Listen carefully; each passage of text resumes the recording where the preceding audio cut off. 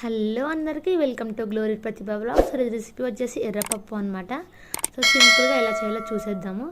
So ముందుగా pan పెట్టేసుకొని oil వేసుకొని వేయడిన తర్వాత జీలకర్ర ఆవాలు వేసుకొని చిటపట్లాడిన తర్వాత ఎండుమిర్చి అలాగే కట్ చేసి పెట్టుకున్న ఆనియన్స్ పచ్చిమిర్చి వేసేసుకొని ఫ్రై చేసేసుకోవాలి.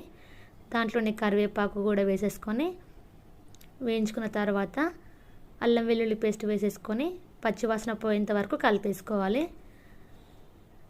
దాంట్లోనే పసుపు కూడా యాడ్ చేసేసుకొని కలిపేసుకున్న తర్వాత మనం నానబెట్టుకున్న ఎర్రపప్పు వేసేసుకొని ఒక 2-3 మినిట్స్ అయితే ఫ్రై అవ్వనివ్వాలి ఆయిల్లో. పప్పులు ఎప్పుడైనా ఆయిల్లో వేయించుకుంటే చాలా టేస్టీగా ఉంటుంది. సో దాని తర్వాత అందులోనే టమాటోస్ అలాగే కారం ఉప్పు కూడా వేసేసుకొని మంచిగా కలిపేసుకొని కొద్దిసేపు అయితే మగ్గనివ్వాలి. సో దాని తర్వాత ఒకసారి కలిపేసుకున్న తర్వాత టమాటోస్ మంచిగా మగ్గిన తర్వాత దాంట్లోనే మనం పప్పు ఎంత వాటర్ అయితే పోస్తే ఉడుకుతుందో అంత వాటర్ అయితే వేసేసుకొని మంచిగా ఉడికించుకోవాలి. దాంట్లోనే కొంచెం జీలకర్ర మెంతుల పొడి లేదంటే ధనియాల పొడి వేసుకొని కొంచెం చింతపండు వేసేసుకొని పప్పు ఉడికేంత వరకు మసలనివ్వాలి. సో సింపుల్గా అయితే పప్పు ఉడికిపోతుంది. ఎప్పుడైనా ట్రై చేయకపోతే ఇలా ట్రై చేసి చూడండి. ఏంటి ఈ కర్రీస్ కూడా మాకు రావా అని అంటారేమో. తెలిసిన వాళ్ళు ఎంతమంది ఉంటారో తెలియని వాళ్ళు కూడా అంతేమంది ఉంటారు. సో వాళ్ళ కోసం అన్నట్టు.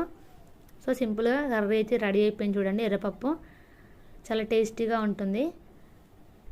సో చూసారు కదా, సింపుల్గా అయితే రెడీ అయిపోయింది. ఎప్పుడైనా ట్రై చేయకపోతే ఖచ్చితంగా ట్రై చేసి చూడండి.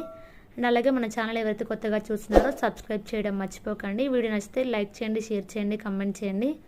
అలాగే మన ఛానల్లో మంచి మంచి కర్రీస్ అయితే ఉన్నాయి, ఒకసారి చెక్ చేసి ట్రై చేసి చూడండి.